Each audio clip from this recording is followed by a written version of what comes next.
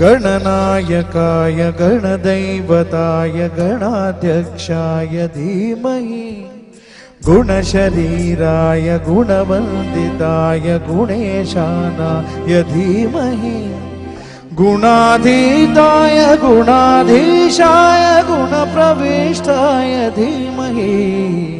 एकदन्ताय वक्रतुण्डाय गौरीतनयाय धीमहि